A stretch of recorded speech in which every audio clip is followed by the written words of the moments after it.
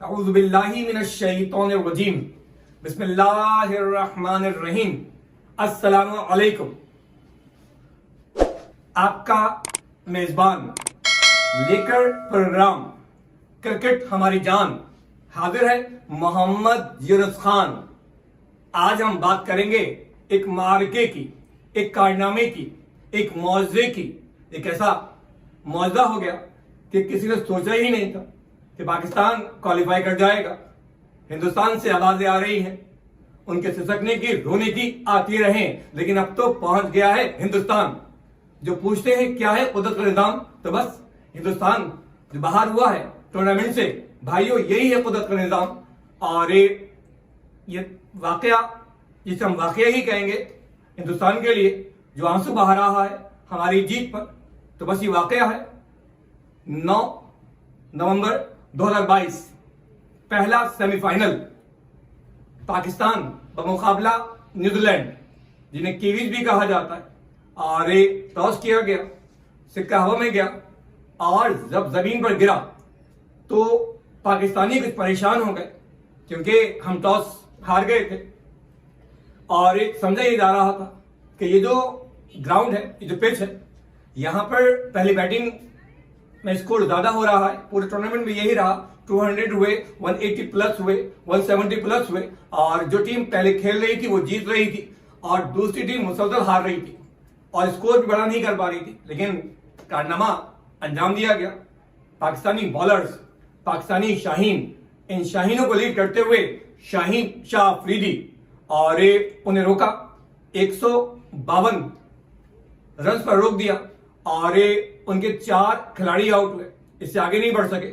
और फिर जब हमारी बैटिंग आई तो हमने भी एक कारनामा बहुत उमदगी से, बहुत बहादुरी के साथ अंजाम दिया और 19.1 ओवर में ये हदफ हासिल कर लिया। किसी ने सोचा भी नहीं था वो टीम जो सबसे पहले बाहर हो रही है, वो टीम सबसे पहले पहुंच जाएगी फाइनल में। मैं चाहता हूं कि हमारी आवाज पहुंच जाए हिंदुस्तान तक। हम मोहब्बत करते हैं हिंदुस्तानियों से, हम मोहब्बत करते हैं विराट कोहली से, हम मोहब्बत करते हैं रोहित शर्मा से। अच्छे खिलाड़ी हैं, लेकिन बाकी कुछ लोग हैं जो वहां के मीडिया मैन है, मीडिया पर्सन है, वो जो पाकिस्तान के लिए कह रहे हैं, तो ये हमारे लिए काबिल बर्दाश्त नहीं है और हम उनको मुंह तोड़ जवाब देंगे। उन्हें उनकी हैसियत, उनकी औकात याद दिलाएंगे कि क्या है हिंदुस्तान।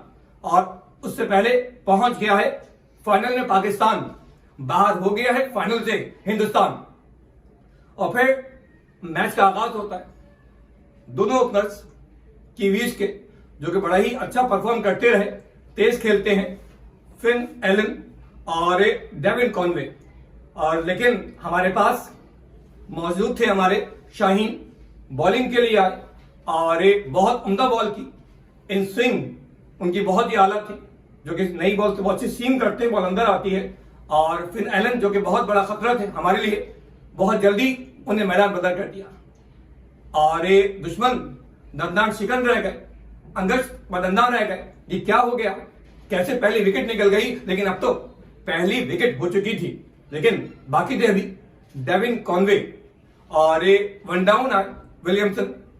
बात कुछ बनती दिखाई दे रही थी, स्कोर कुछ बढ़ रहा था, लेकिन फिर हमारे शेर सामने आए और हमारा पैंथर इन द फील्ड, जिसे हम पाकिस्तानी जॉन्टी रोड्स कहते हैं, शादाब खान, क्या ही थ्रो की उसने और बेल स्कोर आया। और फिर एक बार एक और कामयाबी मिली और डेविन कॉनवे मैदान से बाहर हो गए। अब मर्दे बहरान, कीवी कप्तान, जो कि हमेशा अच्छा परफॉर्म करते हैं और खासतौर पर नॉकआउट में, और मजीद खासतौर पर उस वक्त कि जब कोई नहीं चलता, वो जरूर चलते हैं। वो खड़े हो गए क्रीज पर और मैच को लेकर आगे चलते रहे, लेकिन एक तरफ से विकेटें गिरती रही और फिलिप्स, जो इस टूर्नामेंट में एक शानदार सेंचुरी दाग चुके थे, लेकिन आज कामयाब नहीं हो सके। और मोहम्मद नवाज ने बहुत उम्दगी के साथ उन्हें कॉटन बोल्ड किया और ये मिल गई हमें एक और कामयाबी।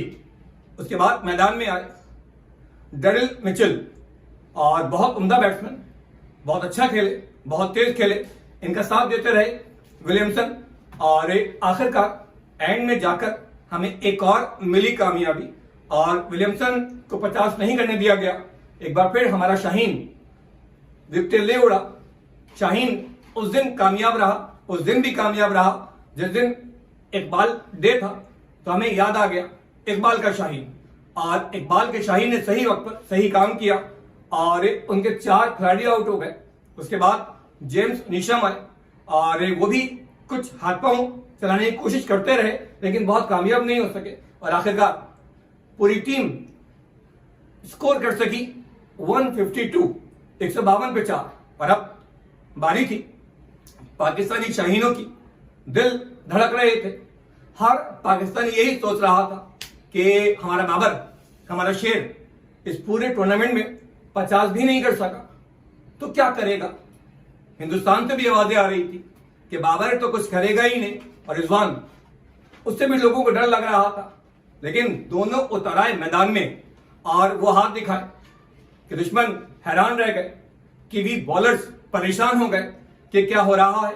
और बाबर ने अपनी 50 मुकम्मल की और 53 रन 53 रन करने के बाद वो आउट हो गए। और तेज खेलते हुए बाउंड्री पर उनका कैच पकड़ा गया।